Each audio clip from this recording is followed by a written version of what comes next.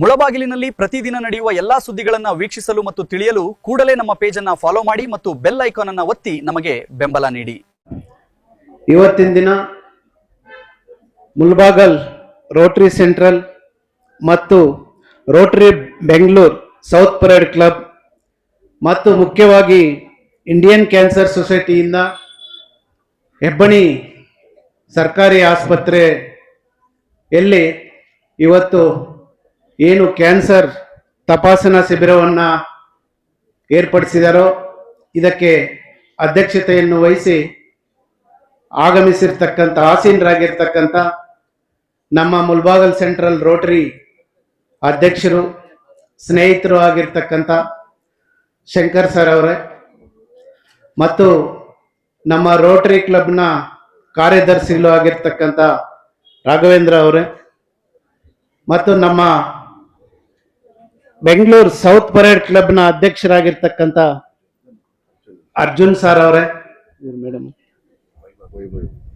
Madam Vaibhav ಅವರೇ, ಇನ್ನೊಬ್ರು Uma madam ಅವರೇ, ಮತ್ತು ಮುಖ್ಯವಾಗಿ ನಮ್ಮ ಕ್ಲಬ್ನ ಸದಸ್ಯರಾಗಿರ್ತಕ್ಕಂಥ ರೋಟರಿ ರಮೇಶನ್ ಅವರೇ ಮತ್ತು ಇದೇ ಸರ್ಕಾರಿ ಆಸ್ಪತ್ರೆಯ ವೈದ್ಯರಾಗಿರ್ತಕ್ಕಂಥ ಗಾಯನ್ ಡಾಕ್ಟರ್ ಅವರೇ ಮತ್ತು ನಮ್ಮ ಹಿರಿಯ ರೋಟರಿ ಸದಸ್ಯರಾಗಿರ್ತಕ್ಕಂಥ ಸುದರ್ಶನ್ ಸರ್ ಅವರೇ, ನಮ್ಮ ವರದಪ್ಪನ್ ಅವರೇ, ಹೆಬ್ಬಣಿ ಗ್ರಾಮ ಪಂಚಾಯಿತಿ ಮಾಜಿ ಅಧ್ಯಕ್ಷರಾಗಿರ್ತಕ್ಕಂಥ ಗಂಗಾಧರ್ ಅವರೇ, ಮುಖ್ಯವಾಗಿ ನಮ್ಮ ಇಂದಿನ ಅಧ್ಯಕ್ಷರು ಆಗಿರ್ತಕ್ಕಂಥ ಸ್ನೇಹಿತರು ಶ್ರೀನಿವಾಸ್ ರೆಡ್ಡಿ ಸರ್ ಅವರೇ, ಮುಂದೆ ಆಸೀನರಾಗಿರ್ತಕ್ಕಂಥ ಎಲ್ಲ ಫಲಾನುಭವಿಗಳೇ ಮತ್ತು ಏನು ಈ ಶಿಬಿರದಲ್ಲಿ ಆರೋಗ್ಯ ತಪಾಸಣೆಯನ್ನು ಮಾಡಿಕೊಳ್ಳಲು ಬಂದಿರತಕ್ಕಂಥ ಎಲ್ಲ ಸಾರ್ವಜನಿಕ ಬಂಧುಗಳೇ ಮತ್ತು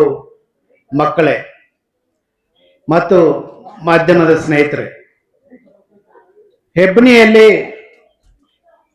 ಈ ಶಿಬಿರವನ್ನು ಆಯೋಜನೆ ಮಾಡಬೇಕು ಅಂತಂದ್ರೆ ಮುಖ್ಯ ಕಾರಣಕರ್ತರು ನಮ್ಮ ರೋಟರಿ ರಮೇಶ್ ಅವರು ಮತ್ತು ನಮ್ಮ ಕಾಡೇನಹಳ್ಳಿ ನಾಗರಾಜನ್ ಅವರು ಕೂಡ.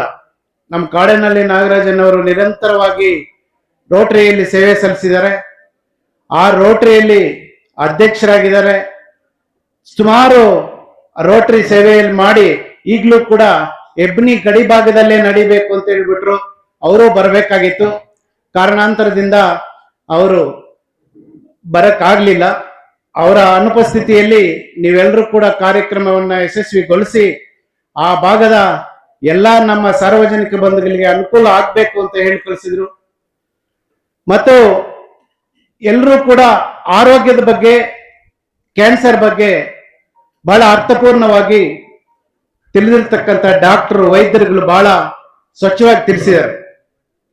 ಆರೋಗ್ಯದ ಬಗ್ಗೆ ಹೇಳ್ಬೇಕು ಅಂತಂದ್ರೆ ನಮ್ಮ ತಿಳಿದ ಮಟ್ಟಿಗೆ ನಮ್ಮ ಹೃದಯ ಹೇಳ್ತದಂತೆ, ನನಗೋಸ್ಕರ ಪ್ರತಿದಿನ ಅರ್ಧ ತಾಸು ನಡಿ, ನಿನಗೋಸ್ಕರ ನಾನು ನಿನ್ನ ಜೀವನದಲ್ಲಿ 10 ವರ್ಷ ಹೆಚ್ಚಾಗಿ ನಡೀತೀನಿ ಅಂತದೆ. ಅದಕ್ಕಾಗಿ ನಾವು ಬದುಕುವ ಸ್ಟೈಲ್ ಅನ್ನು ಚೇಂಜ್ ಮಾಡ್ಕೋಬೇಕಾಗುತ್ತದೆ. ಯಾಕೆಂತಂದ್ರೆ ಈಗಿನ ಊಟ ಉಪಚಾರಗಳಲ್ಲಿ ಬಹಳ ನಮ್ಮ ಆರೋಗ್ಯದಲ್ಲಿ ಏರುಪೇರುಗಳಾಗ್ತಾ ಇದೆ. ಅದರಿಂದ ಊಟ ಉಪಚಾರಗಳನ್ನು ಕೂಡ ನಾವು ಏನ್ ತಿಂತಾ ಇದೀವಿ, ಇದು ನಮ್ಗೆ ಆರೋಗ್ಯಕ್ಕೆ ಒಳ್ಳೇದ ಅಲ್ವಾ ನೋಡ್ಕೊಳ್ಳುವುದು ಜವಾಬ್ದಾರಿ ಕೂಡ ನಮ್ದೇ ಆಗಿರ್ತದೆ. ಮತ್ತು ದಿನಕ್ಕೆ ಒಂದು ಅರ್ಧ ತಾಸು ವಾಕಿಂಗ್ ನಡೆಯುವುದಾಗಿರ್ಲಿ. ನಾನೇನು ಕೆಲ್ಸಕ್ಕೆ ಹೋಗ್ತಾ ಇದ್ದೀನಿ, ಚನಿಕೆ ತಗೊಂಡು ಆರೆ ತಗೊಂಡು ನಾನು ಹೋಗ್ತಾ ಇದ್ದೀನಲ್ಲ, ಇಷ್ಟು ದೂರ ನಡೆದಿದ್ದೀನಲ್ಲ, ಅದಲ್ಲ. ಇದಕ್ಕಾಗಿಯೇ ನಾವು ಅರ್ಧ ಗಂಟೆ ನಡೆಯುವುದನ್ನೇ ನಡೀತಾನೆ ಇರಲೇಬೇಕು ನಾವು. ಮತ್ತು ಅದಕ್ಕಿಂತ ಮೊದಲು ಯಾರ್ಯಾರಿಗೆ ಅನುಕೂಲ ಇದೆಯೋ ಅವರು ನಡೆಯುವುದಕ್ಕಾಗ್ಲಿಲ್ಲ ಅಂತಂದ್ರೆ ನಿಮ್ಮ ಯೋಗ ಶಿಬಿರವನ್ನ, ಯೋಗವನ್ನು ಪ್ರಾಕ್ಟೀಸ್ ಮಾಡ್ಕೊಳ್ಳಿ. ಈಗೆಲ್ಲ ಕೂಡ ಎಲ್ಲರ ಮನೆಗಳಲ್ಲೂ ಮೊಬೈಲ್ ಇರ್ತದೆ, ಇಂಟರ್ನೆಟ್ ಇರ್ತದೆ. ಇಂಟರ್ನೆಟ್ ಇಲ್ಲ ಅಂದ್ರೂ ಮೊಬೈಲ್ ಅಂತೂ ಇದ್ದೇ ಇರ್ತದೆ. ಮೊಬೈಲ್ ಅಲ್ಲಿ ನೀವು ಯೋಗ ಬಂದು ನೀವು ಟೈಪ್ ಮಾಡಿ ಹೋದ್ರೆ ಸುಮಾರು ಯೋಗ, ನಮ್ಮ ಎಲ್ಲಾ ತರದ ಯೋಗ ಇದರನ್ನ ತೋರಿಸುತ್ತದೆ. ನಾವು ದಿನ ಒಂದೊಂದು ಯೋಗವನ್ನು ಕೂಡ ನಾವು ಮಾಡಿಕೊಂಡು ಮುಂದಿನ ದಿನಗಳಲ್ಲಿ ನಿಮ್ಮ ಆರೋಗ್ಯವನ್ನ ನೀವು ಕಾಪಾಡಿಕೊಳ್ಳಲು ಅಂತ ಹೇಳಿ, ಮತ್ತು ಏನು ಇವತ್ತು ನನ್ನ ರೋಟರಿ ಬಗ್ಗೆ 2 ಮಾತು ಹೇಳಲೇಬೇಕು. ಈ ಭಾಗದಲ್ಲಿ ರೋಟರಿ ಅಂದ್ರೆ ಯಾರಿಗೂ ಗೊತ್ತೇ ಇರಲಿಲ್ಲ 2-3 ವರ್ಷದ ಹಿಂದೆ ಕೂಡ. ಇತ್ತೀಚೆಗೆ ನಾನು ರೋಟರಿ ಸದಸ್ಯ ಆದ ಮೇಲೆ ಕೂಡ ಈ ಭಾಗದಲ್ಲಿ 2 ತಿಂಗಳಲ್ಲಿ 4-5 ಕಾರ್ಯಕ್ರಮಗಳನ್ನ ಮಾಡಿದ್ವಿ. ಇದೇ ನಮ್ಮ ಹೈಸ್ಕೂಲ್ ಮಕ್ಕಳು ಇಲ್ಲಿ ಇದ್ದಾರೆ. ನಿಮ್ಗೆಲ್ಲರಿಗೂ ಕೂಡ ಹಳ್ಳಿಗಳಿಂದ ತಾವೇನು 2 ಕಿಲೋಮೀಟರ್ 3 ಕಿಲೋಮೀಟರ್ ನಡ್ಕೊಂಡ್ ಬರ್ತಾ ಇದ್ದೀರಿ ಹೆಣ್ಮಕ್ಳು, ನಿಮ್ಗೆಲ್ಲರಿಗೂ ಕೂಡ ನಮ್ಮ ರೋಟರಿ ಕ್ಲಬ್ ಸಹಾಯದಿಂದ ನಾನು ಕೂಡ ಕೈ ಜೋಡಿಸಿ ನಿಮ್ಮೆಲ್ಲರಿಗೂ ಕೂಡ ಸೈಕಲ್ ವಿತರಣೆಯನ್ನು ಮಾಡಿದ್ವಿ. ಮತ್ತು ಇದೇ ಭಾಗದಲ್ಲಿ ನಮ್ಮ ಹೆಬ್ನಿ ಪಂಚಾಯಿತಿ ಬೈರ್ಕೂರ್ ಭಾಗದಲ್ಲಿ ನಮ್ಮ ರೋಟರಿ ಸೆಂಟ್ರಲ್ ಇಂದ ಏನು ಕಾಮಧೇನು ಪ್ರಾಜೆಕ್ಟ್ ಅನ್ನ 300 ಹಸುಗಳ ವಿತರಣೆ ಕಾರ್ಯಕ್ರಮವನ್ನು ಹಮ್ಮಿಕೊಂಡಿದ್ರು. ಅದರಲ್ಲಿ ಯಥೇಚ್ಛವಾಗಿ 20 ಹಸುಗಳನ್ನು ಈ ಭಾಗಕ್ಕೆ ತಂದು ನಾನು ಎಲ್ಲ ನಮ್ಮ ರೈತ ಬಾಂಧವರು, ಅಂದ್ರೆ ಕಟ್ಟ ಕಡೆ ರೈತ ಮಹಿಳೆ ಏನು ನಾನು ಹಸುವಿಂದನೇ ಹಾಲು ಕರೆದು ನಾನು ಜೀವನ ಮಾಡಬೇಕು ಅನ್ನೋ ವ್ಯಕ್ತಿಗಳಿಗೆ ನಾವು 20 ಜನಕ್ಕೆ ಹಸುಗಳನ್ನ ವಿತರಣೆ ಮಾಡಿದ್ವಿ. ಈಗಾಗಲೇ ಮೊನ್ನೆ ಒಂದು 15-20 ದಿವಸದ ಹಿಂದೆ ನಮ್ಮ ಶ್ರೀನಿವಾಸ ರೆಡ್ಡಿ ಅವರ ಅಧ್ಯಕ್ಷತೆಯಲ್ಲಿ ಆ ಕಾರ್ಯಕ್ರಮವನ್ನು ಕೈಗೊಂಡಿದ್ದು.